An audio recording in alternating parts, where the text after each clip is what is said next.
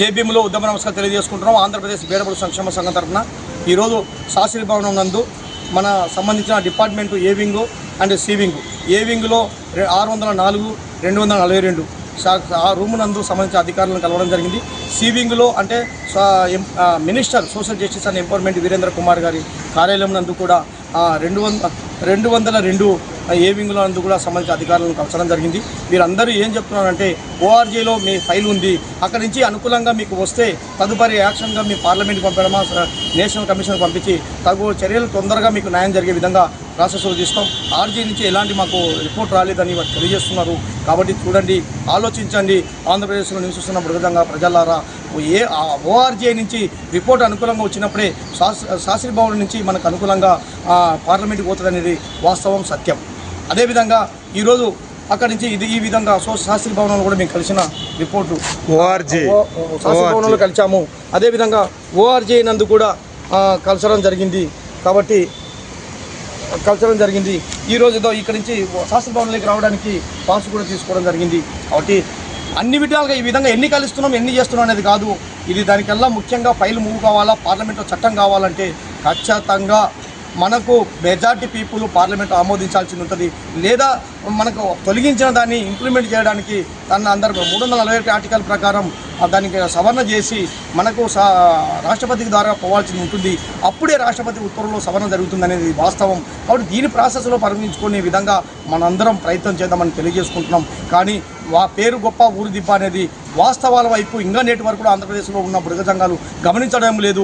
వాడు పోతున్నాడు ఢిల్లీకి, వీడు పోతున్నాడు, ఆ సంఘం పోతుంది, ఈ సంఘం పోతుందని కాల్యాపన చేస్తున్నారే కానీ వాస్తవాలు ఎక్కడ ఉండేవి, ఎందుకు న్యాయం జరుగుతుందా అన్యాయం జరుగుతుందా అని ఆలోచించిన దూరంలో ఇంకా నేటి వరకు కూడా ఆంధ్రప్రదేశ్లో మృగ సంఘ ప్రజలు లేకపోతే చాలా బాధాకరమైన విషయము. కాబట్టి ఇది ఎట్లయినా సరే గౌరవ ముఖ్యమంత్రి వర్యులు అదేవిధంగా డిప్యూటీ ముఖ్యమంత్రుల ద్వారా ఒత్తిడి చేయించుకొచ్చి దానికి సంబంధించిన ఫైల్ను మూవ్ చేసుకుని పార్లమెంట్లో చట్టబద్ధం చేసుకోవాలని చెప్పి కూడా తెలియజేసుకుంటూ జై హింద్, జై బుడగ సంఘం, జై జయపూర్. బేడాబుడ సంఘాలందరికీ కూడా ధన్యవాదాలు తెలియజేస్తున్నా.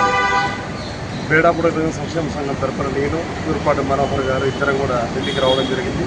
ఢిల్లీకి వచ్చిన రోజు నుంచి ఇప్పటి వరకు నిర్విరామంగా కృషి చేస్తాం.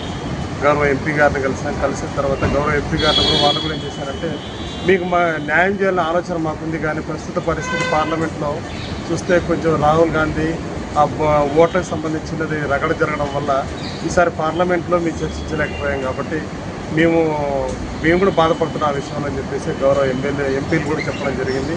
అంతేకాకుండా వాళ్ళ ఎంపీలు కూడా నెక్స్ట్ మనకి ఏదైనా అవకాశం వస్తే దాని ద్వారా చేయాలని చెప్పి చూస్తున్నామని చెప్పారు. అంతేకాకుండా మనం పొద్దున్న లేచిన తర్వాత గౌరవ ఎంపీలని కలవడానికి ప్రయత్నం చేసాం, కానీ కొంతమంది లేకపోవడం వల్ల ఓఆర్జీకి వెళ్ళాం. ఓఆర్జీకి మాకున్న పరిచయాలను బట్టి, మాకున్న అనుకూలతను బట్టి ఓఆర్జీ దగ్గరికి వెళ్ళి ఓఆర్జీ దగ్గర మనం పోయి మాట్లాడి వాళ్ళ దగ్గర కూడా స్టాంప్ వేసుకొని రావడం జరిగింది. అంతేకాకుండా మరీ శాస్త్రి భవన్ ఏ వింగ్లోకి వచ్చి ఏ వింగ్లో కూడా మాట్లాడడం జరిగింది. కానీ ఏ వింగ్ వాళ్ళు కూడా ఏమంటున్నారంటే, ఓఆర్జీ నుంచి ఫైల్ వస్తున్న వెంటనే మేము కూడా తక్షణమే దాన్ని స్పీడ్గా ఫైల్ మూవ్ చేయడానికి మేము కృషి చేస్తామని చెప్పి హామీ ఇవ్వడం జరిగింది.